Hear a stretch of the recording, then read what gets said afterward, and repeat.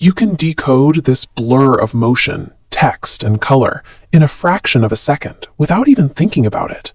Yet the biological hardware running that decoding process is roughly 300,000 years old. Your eyes evolved to track physical predators moving across a static horizon, not to process strobe-lit data streams. Because we navigate these screens so effortlessly, we treat the glowing rectangles in our hands like panes of glass. We assume we are simply looking out a window at a naturally occurring world. But there is no window.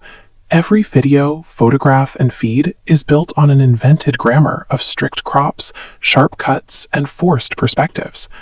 Since no one sits us down to memorize these visual rules like a foreign language, we absorb them invisibly. And because the mechanics are hidden, we rarely notice how specifically they are designed to direct our attention. To see how these artificial layers function, we have to hit pause, break the flow, and look closely at the hidden machinery driving modern vision. European painters engineered canvases to act like physical windows, using linear perspective to lead your eye down precise mathematical lines to a central horizon. But you must stand still, locked into an unchangeable relationship with the space.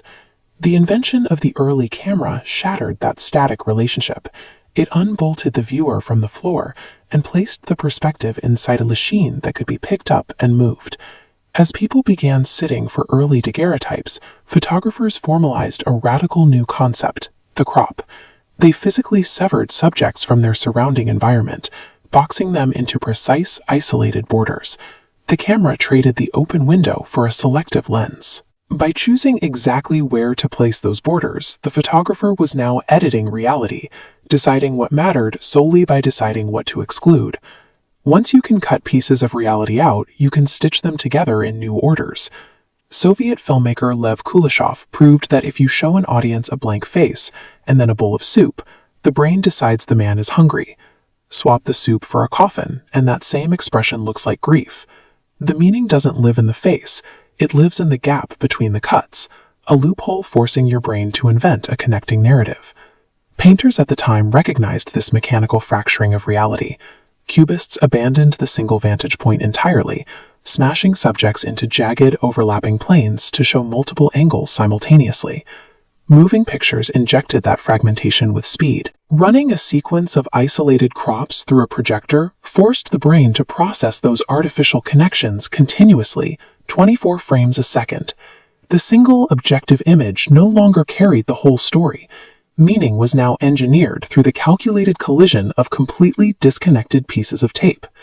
Today, that century-old editing grammar is the native language of the internet.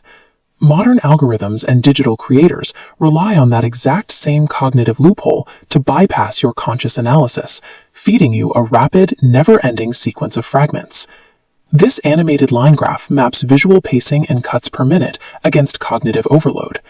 By deploying hyper-accelerated jump cuts and aggressively shifting focal depths, creators max out your brain's processing capacity, forcing you to feel the pacing before you have time to think about the content.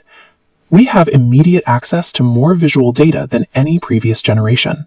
Yet our field of view is entirely restricted by the strict, invisible boundaries of whoever is framing the shot.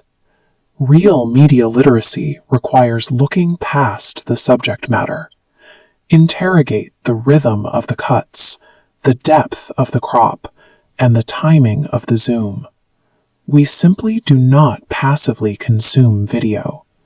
The structural mechanics of the edit guide our focus, weight our emotions, and define the context for everything we see.